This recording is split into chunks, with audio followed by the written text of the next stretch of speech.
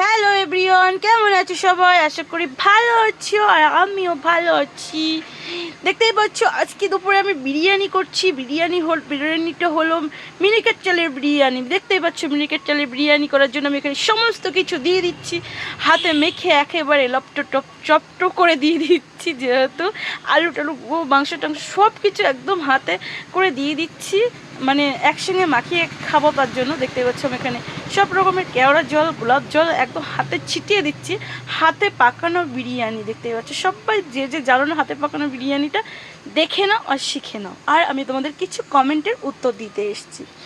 আমি একটা পোস্ট করেছিলাম যে একটা উকুনের মানে ফটো ছেড়েছিলাম যে দেখো এটা কি বলো তো ছবিতে। তো তোমরা আমাকে যা কমেন্ট করেছো আমার তো শুনে দেখে পেট ভরে গেছে। একজন আমাকে কমেন্ট করেছে যে যার মাথায় এত উকুন সে হলো নোংরা। তাই বলছি যে হ্যাঁ, আমি ভাবছি যার মাথায় এত উকুন হয় সে এত নোংরা হয়। ভাবছি আমি যে কমেন্ট করেছে তাকে গায়ে লাগে কোনো কথা নেই, আমি তার গায়ে লাগিয়েই বলছি না, তিনি উত্তরটা দিচ্ছি। তার বাড়িতেও তো আম্মু আছে, বোন আছে, সবাই আছে, তাদের মাথায়ও তো উকুন আছে। তাই জন্য একটা দেখ থাকলে কি তার মাথায় উকুন হলে নোংরা হয়ে যায়? আরেকদিন আমাকে কমেন্ট করেছে যে আমি হলে তো আমার বইয়ের পাশে শুতামই না বাবা। সেই আমি বলবো কি আর যে উপরে ফিটফাট ভিতরে সদরঘাট, কি আমাকে দেখতে যাচ্ছি কার মাথায় উকুন আছে কি নেই।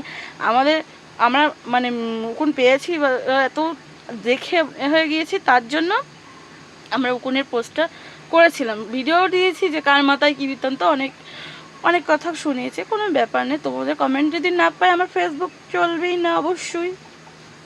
তারপরে আমিও তো সেই কমেন্টের উত্তর দিয়েছি, যেহেতু তা যদি কারোর বোর মাথায় বা বোনের মাথায় উকুন থাকে কেন না অবশ্যই তাদের এর পাশে শোবে, কথা বলবে, অতটা বলবে না। কারণ আমি অতটা শুনেও আমার কোনো কিছু হয়নি, যেহেতু তার জন্য তোমাদের বলছি। তা দেখতেই পাচ্ছ কথা বলতে বলতে আমি এখানে বিরিয়ানিটা প্রায় সাজানোই হয়ে গেছে আমার। আর আমি এখানে দিয়ে দিচ্ছি গরুর মাংস। ভেবে আবারও বলবেন যে তুমি এখানে ফেসবুক পোস্টে আবার গরুর মাংসও দিয়েছো, সবাই ভাববে। আমার ভিডিওতে দেখে এত লোকের কেন ভাবে আমি এত লোকের গরুর মাংস রান্না করতে দেখছি, খেতে দেখছি, তাদের কিছু হয় না।